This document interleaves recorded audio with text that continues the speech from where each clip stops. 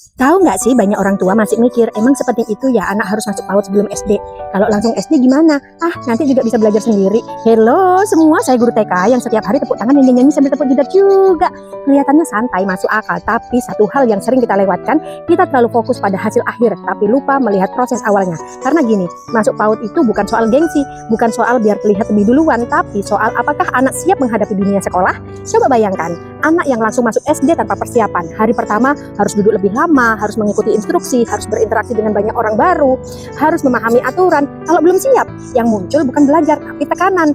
Anak jadi cepat lelah, mudah menangis, sulit fokus, bahkan bisa merasa sekolah itu menakutkan. Padahal sekolah seharusnya jadi tempat yang menyenangkan. Nah, disinilah PAUD itu berperan. Di PAUD, anak tidak dipaksa pintar tapi dipersiapkan. Dipahami emosinya, dilatih sosialnya, dibangun kepercayaan dirinya. Anak belajar berpisah tanpa takut, bermain bersama, mengikuti rutinitas, mengelola perasaan.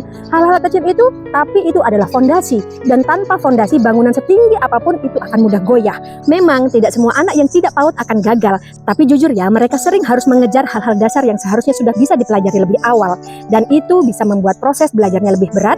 Jadi pertanyaannya sekarang bukan lagi harus atau tidak, tapi apakah kita mau anak kita masuk SD dengan siap atau dengan resiko? Karena masa awal sekolah itu penting. Kalau pengalaman pertamanya menyenangkan, anak akan suka belajar. Tapi kalau sejak awal sudah tertekan, itu bisa terbawa lama.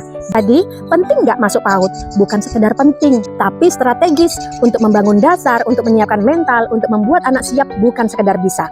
Ayah bunda, kalau kita bisa menyiapkan anak sejak awal, kenapa harus menunggu dia kesulitan dulu baru kita bilang coba lagi?